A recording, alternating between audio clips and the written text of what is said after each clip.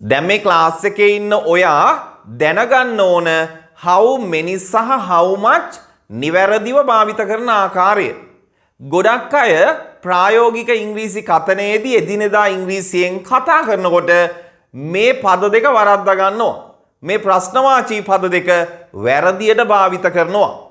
සරලවම මතක තියාගන්න 1 2 3යි කියලා ගණන් කළ හැකි නාමපද සමග අපි කීයද කොපමණද කියලා ප්‍රශ්න අහනකොට අපි භාවිත කරන්නේ how many කියන ප්‍රශ්නවාචී පදේ. දැන් උදාහරණයක් වශයෙන් පන්තියේ ගෑනු ළමයි කී දෙනෙක් ඉන්නවද? ගෑනු ළමයි අපිට ගණන් කරන්න පුළුවන් 1 2 3යි කියලා. එතකොට අපි ගන්නේ how many කියන ප්‍රශ්නවාචී පදය. පාක් එකේ කාර් කීයක් තියනවද? මේසේ උඩ පොත් කීයක් තියනවද? පොත් අපිට ගණන් කරන්න පුළුවන් 1 2 3යි කියලා නේද? එතකොට මතක තියාගන්න countable nouns සමග නොයසේනම් ගණන් කළ හැකි නාමපද සමග අපි කීයද කොපමණද කියලා ප්‍රශ්න අහනකොට ගන්නේ කවුද? how many කියන ප්‍රශ්නවාචී පදේ. එතකොට how much කියන ප්‍රශ්නවාචී පදේ අපි ගන්නේ මොනව සමගද? how much අපි භාවිත කරන්නේ ගණන් කළ නොහැකි නාමපද සමග. නොයසේනම් uncountable nouns සමග. මොනවද මේ uncountable nouns කියන්නේ? ඒ කියන්නේ 1 2 3යි කියලා ගණන් කළ නොහැකි නාමපද තියෙනවානේ. උදාහරණ වශයෙන් water. වතුර අපිට ගණන් කරන්න බෑනේ. වතුර 5යි, වතුර 6යි, වතුර 10යි අපි කියන්නේ නෑනේ. I drank 5 waters. මම වතුර 5ක් බිව්වා. අපි එහෙම කියන්නේ නෑනේ නේද? ඒතර වතුර uncountable noun එක. දැන් අපි අහනවානේ ලිඳේ වතුර කොපමණ තියනවද? එතකොට ගන්නේ how much කියන ප්‍රශ්නවාචී පදේ. එතකොට බෝතලේ සීනි කොපමණ තියනවද? සීනිත් අපි ගණන් කරන්නේ නෑනේ. සීනි 1යි, සීනි 2යි, සීනි 3යි කියලා අපි කියන්නේ නෑනේ. හොඳට මතක තියාගන්න ලීටර්, මිලිලීටර්, එහෙම නැත්නම් ග්‍රෑම්, කිලෝග්‍රෑම් ඒවා සම්මත ඒකක. හොඳේ. ඒවා සම්මත ඒකක. 1 2 3යි කියලා ගණන් කරන්නේ නෑනේ අපි. water ගණන් කරන්නේ, sugar ගණන් කරන්නේ. අන්න ඒවට අපි කියනවා uncountable nouns කියලා. දැන් තව ගත්තොත් ආදරය, love ඒකත් uncountable noun එකක්.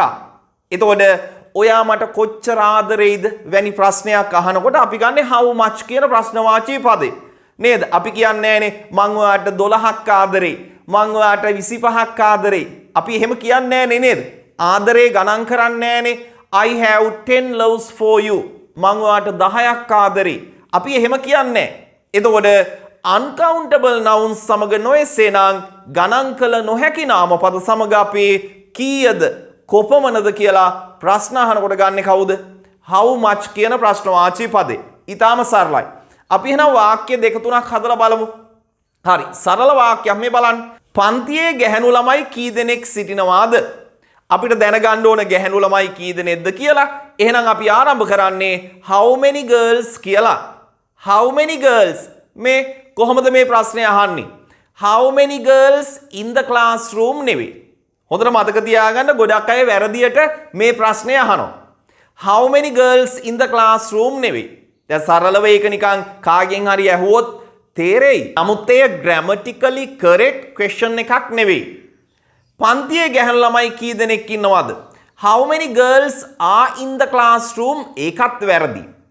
නිවැරදිව අපි අහන්නේ කොහොමද? හොඳින් මතක තියාගන්න how many girls are there in the classroom?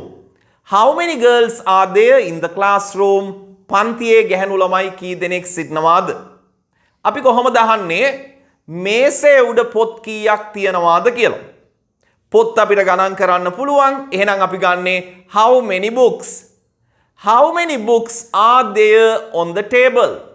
how many books are there? හොඳින් මතක තියාගන්න are there කියන භාවිතය මෙහිදී අපි යොදා ගන්නු ලබනවා. how many books are there on the table? මේසේ උඩ on the table. how many books are there on the table? මේසේ උඩ පොත් කීයක් තියනවාද? අපි තවත් උදාහරණ වාක්‍යයකට යමු. ශ්‍රී ලංකාවේ පළාත් කීයක් තියනවාද? පළාතට අපි කියන්නේ province, පළාත්, provinces. එහෙනම් කොහොමද මේ ප්‍රශ්නේ අහන්නේ? දැන් ඔයා දන්නවා. අපිට දැනගන්න ඕන පළාත් කීයක් තියෙනවද කියලා. ආරම්භ කරන්නේ how many provinces?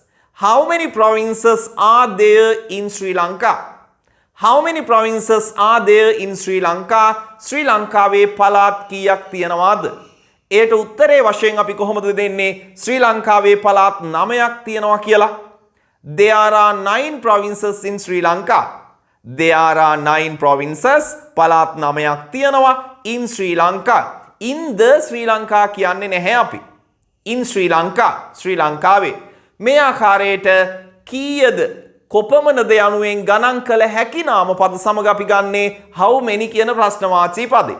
හොඳයි. අපි how much භාවිත කරන ආකාරයටත් අවධානය යොමු කරමු. දැන් ලිඳේ වතුර කොපමණ තියෙනවද? ලිඳේ වතුර කොච්චර තියෙනවද? වතුර ගණන් කරන්නේ නැහැ අපි 1 2 3යි කියලා. එහෙනම් අපි how much භාවිත කරන්නේ. How much water is there in the well? How much water is there? මෙහිදී are there එහෙම ගන්න එපා. water කියන්නේ uncountable noun එකක්. uncountable nouns ඔක්කොම ඒක වචනයි නොයසේ නම් singular. ඒ නිසයි මෙතනදී is කියන පදය අපි භාවිත කරන්නේ. How much water is there in the well? In the well ලිඳේ. ලිඳේ වතුර කොපමණ තියෙනවද? How much water is there in the well? අපි තවත් එකක් ගමු. මෙන්න මේක කොහොමද කියන්නේ?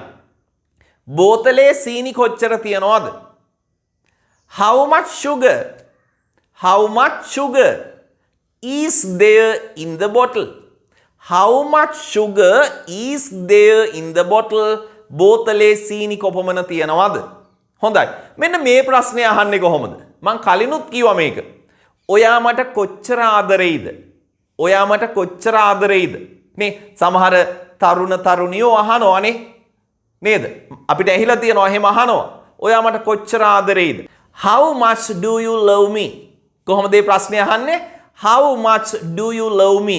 ඒක වෙනම විදිහේ ප්‍රශ්නයක්. එතනදී ඔයා මට කොච්චර ආදරෙයිද කියලා අහන නිසා how much do you love me යනුවෙන් තමයි ප්‍රශ්නේ අහන්නේ. හොඳයි. එහෙනම් මට හිතෙනවා how much සහ how many නිවැරදිව භාවිත කරන්න පොඩි අයිඩියා එකක් දුන්නේ. මේක අපේ ඉදිරියේදී සංකීර්ණව කතා කරනවා. කිහිප දෙනෙක් මගෙන් අහලා තිබුණා මැසේජස් දාලා සර් how many සහ how much පැටලෙනවා. ඒ නිසා පොඩ්ඩක් ක්ලාස් එකේ මතක් කරන්න කියලා. මම හිතනවා අයිඩියා එකක් ගන්න ඇති how many සහ how much භාවිත කරන ආකාරය සම්බන්ධයෙන්. ඒ නිසා මේක භාවිත කරන්න ප්‍රැක්ටිස් කරන්න ප්‍රැක්ටිකලි හොඳට නිවැරදිව භාවිත කරන්න ඕන.